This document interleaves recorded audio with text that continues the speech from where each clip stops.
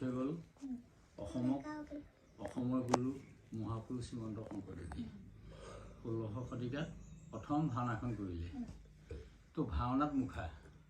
সেইকাৰণে গুৰুজনে প্ৰথম ভাওনাখনৰ নামেই হ'ল চিহ্ন যাত্ৰা ভাওনা কৰিলে আৰু চিহ্ন মানে ছবি যাত্ৰা মানে অভিনয় দুটা কাম একেলগে কৰিছে ছবি আঁকিছে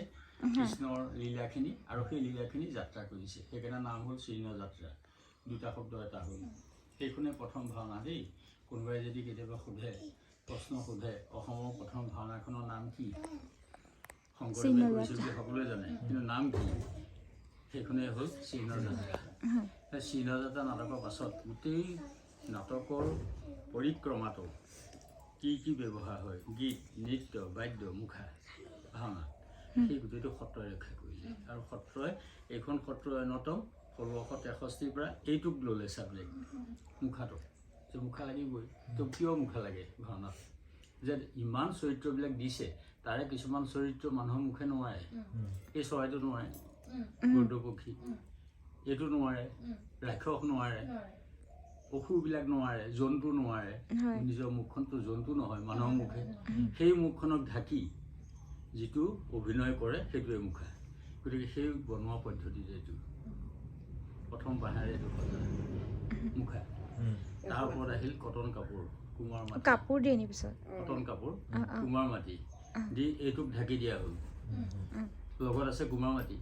মাটিটো আঠা আছে কাপোৰ টুকুৰা ইয়াত লাগি ধৰিলে এই সজাটোৰ ওপৰত তাৰপিছতে আহিল তৃতীয়টো যে ইয়াৰ ওপৰতে এটা ৰূপ দিব লাগিব যিটো ৰূপ ভাওনাখনৰ কাৰণে মানুহৰ মুখে নোৱাৰে যেনে চৰাইটো গৰুড় যেনে হনুমান এই কিহে দিয়া হয় সেই ৰূপটো গৰু গোবৰ লগত আছে কম পৰিমাণে কুমাৰ মাটি অকণমান কেৰাচিন তেল দি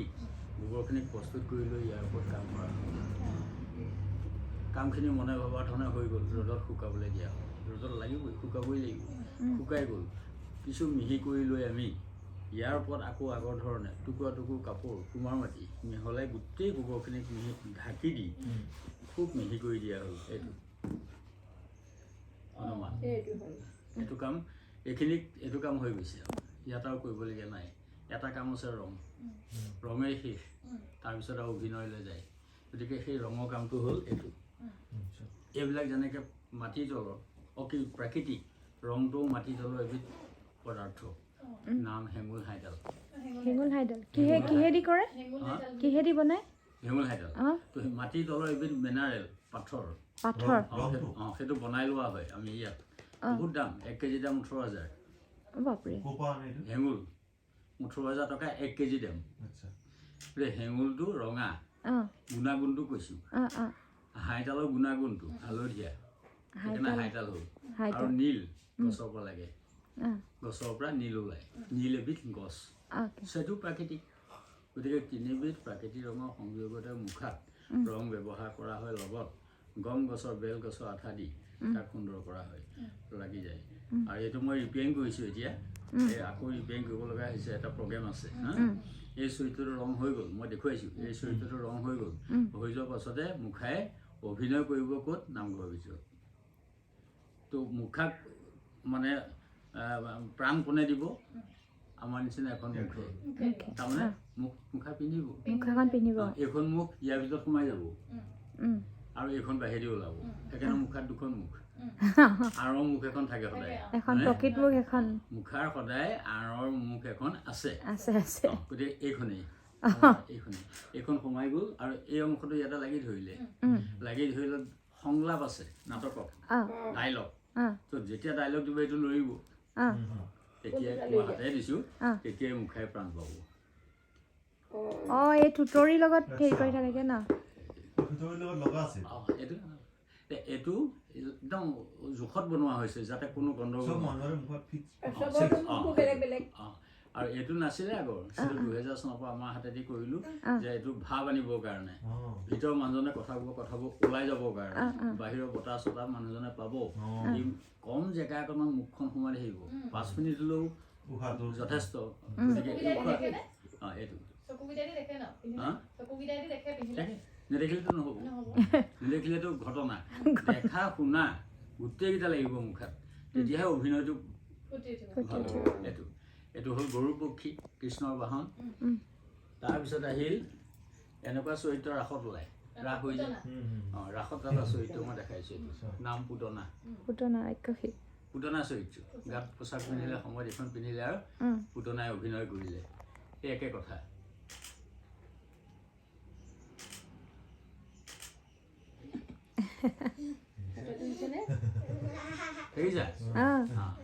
তাৰপিছত আহিল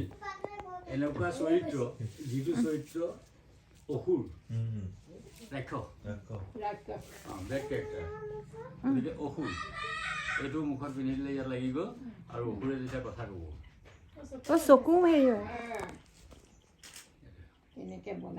এইবিলাক অকণমান কৰাৰ কাৰণে মুখাটো আগবাঢ়িছে এই মুখৰ লগতে সংযোগ আছে কানেক্ট কৰি থৈছো কেনেকে ভিতৰৰ পৰা কানেক্ট চাব পাৰি কি বোলে ভিতৰৰ পৰা কেনেকে লগোৱা আছে বস্তুটো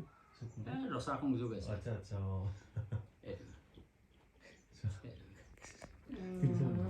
এইবিলাক মৰাপাট গোটেই প্ৰাকৃতিক ইয়াত আৰু কোনো হেৰি বস্তু নাই ঠিক তেনেধৰণে আৰু এটা হ'ল জন্তু জন্তু মুখা হ'ব কাৰণ জন্তু চৰিত্ৰ আছেই এইটো অলপ ভঙা চেহেৰা জন্তু ৰাসত ওলাই তেনেকুৱা ধনুকাসুৰ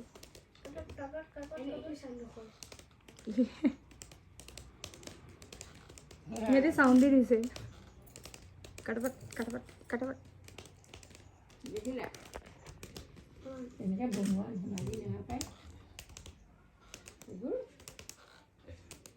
ঠিক সেইধৰণে জটায়ু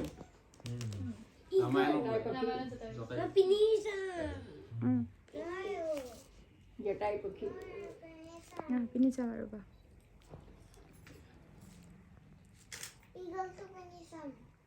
এইটো মুখত সোমাই যায় কোনটো এইটো পুৰা মূৰত ধুনীয়াকৈ সোমাই যায় পিন্ধিবই লাগিব চবৰে মানে সাইজ বিলাক পিন্ধি এইটো লাগিলেহে এইটো হ'ব প্ৰত্যেক মানুহৰ মুখত খাপ খাই পৰে মানে গতিকে এইটো হ'ল জটায়ু তো আগৰ মুখা দেখুৱাই দিছোঁ এইবিলাক মুখা এয়া নিসিংহ বৰা বৰা ৰূপ ন বৰা এইটো আগৰ ফিক্স আৰু এইটো হেৰি নহয় খালি এইটো অভিনয় হয় এই বৰা আৰু ঠিক সেইধৰণে আমি 2000 চনৰ পৰা আৰু কাম কৰিছোঁ কিছুমান যে এখন নাটক আমি চবেই মুখা পিন্ধি কৰিব লাগে জেনেৰেল ফেচ জেনেৰেল ফেচখন মুখা আমাৰ নহয় মেকআপ কৰে আমি যে মুখা ভাওনা নাম দিছোঁ গতিকে চবেই মুখা পিন্ধি কৰা অভিনয়টোৰ কাৰণে মুখা ভাওনা গতিকে তাতো সীতা মুখখন নৰ্মেল মুখখন মুখাই হ'ব লাগিব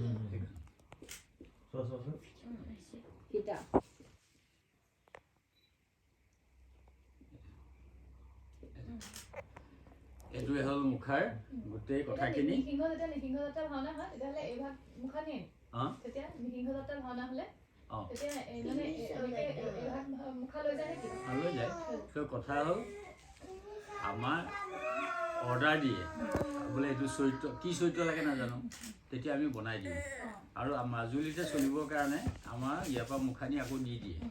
কিন্তু এয়া মুখা বহুত পুৰণি এয়া নাযায় আৰু এয়া কাৰণ প্ৰায় 40 বছৰ গতিকে এয়া বৰ মুখা বুলি কয় মানুহজন সোমাই দিয়ে এই বুকৰ অংশ দি দৰ্শকক দেখে আৰু এনেকৈ অভিনয় কৰে 10 ফুট ওখ গতিকে বৰ মুখা আখ্যা পালে এয়া মুখত পিন্ধে মুখ মুখা মুখত পিন্ধে মুখ মুখা এইটোৱে হ'ল মুখাৰ পিন্ধে এতিয়া নহয় এতিয়া আমি অকণমান হেৰি কৰোঁ আৰু চবেই ভক্তিয়ে লৈ নৰসিংহ কেতিয়া বনোৱা হয় কিমান পুৰণা কি বোলে এইটো পুৰণা নেকি বহুত পুৰণা নৰসিংহক এটা বেলেগ ধৰণে চোৱা হয় সেইটো ভাওনা বুলি ক'লে বেলেগ এনে ঢাকি থয় নামঘৰত ঢাকি থোৱা দেখোঁ মইনাপ্ৰিয়াত ঢাকি থৈছে তেনেকৈ